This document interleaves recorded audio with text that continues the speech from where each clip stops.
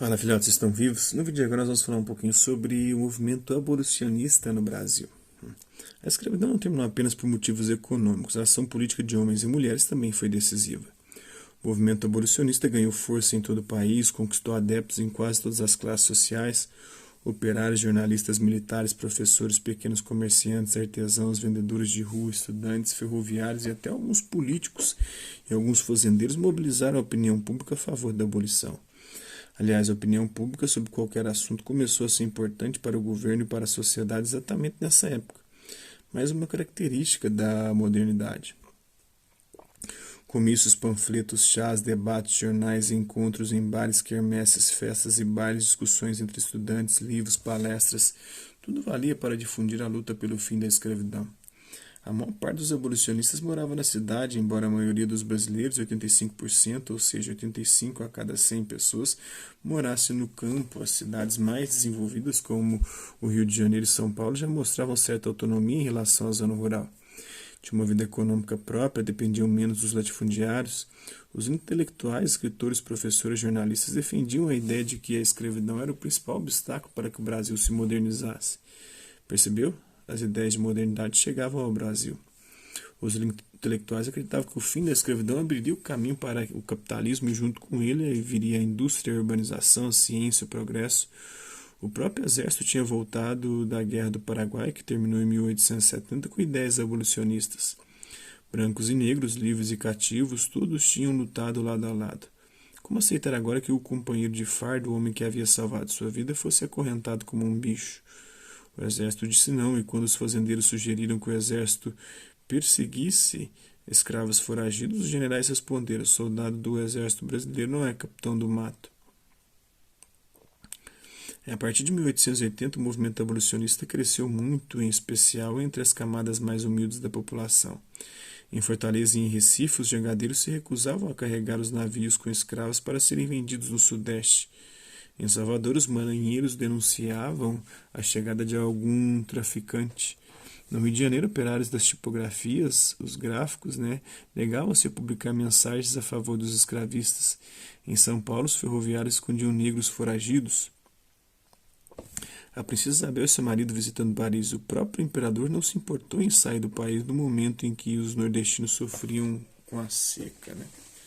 Tem uma foto aqui que mostra a mulher adulta vítima de grande fome do Ceará em 1871. Enquanto isso, os latifundiários se divertiam e Dom Pedro II fazia mais uma agradável viagem aos Estados Unidos e à Europa. A sociedade secreta dos Caifases, liderada por Antônio Bento, promovia fugas de escravos.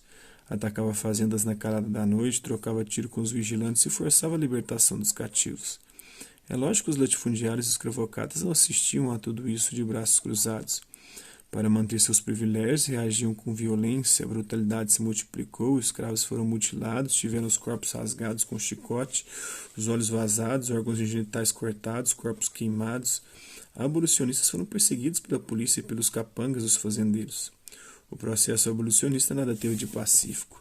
Os escravos não eram os pobres coitadinhos aguardando ajuda, embora os historiadores não tenham certeza sobre o quanto aumentaram as revoltas de escravos nas últimas décadas do século XIX. O fato é que, sem elas, a abolição teria demorado muito mais tempo para ser feita. Fugas em massa, capatazes mortos a pancadas, fazendeiros degolados, casarões incendiados. Para os escravos valia tudo para conquistar a liberdade. Respondiam com violência a uma violência maior ainda. A quantidade de escravos alforriados, libertados, aumentou. Muitos senhores concederam alforria porque preferiram contratar imigrantes europeus. Outros porque combinaram com os ex-escravos para que eles ficassem e garantissem a colheita. Também houve senhores que libertaram os cativos porque realmente se sensibilizaram com o movimento abolicionista. Mas muitos fazendeiros libertaram seus escravos por um único e exclusivo motivo: medo de morrer. Realmente, as rebeliões de escravos, muitas vezes sangrentas, foram importantes argumentos para apressar a abolição. Alguns abolicionistas eram contra as revoltas de escravos. Esse era o caso de Joaquim Nabuco e de José do Patrocínio. Ambos achavam que os escravos deveriam aguardar pacientemente, sem desordens, até que o parlamento aprovasse as leis libertadoras. Os abolicionistas radicais discordavam. Para eles não se podia pedir paciência a um homem escravizado.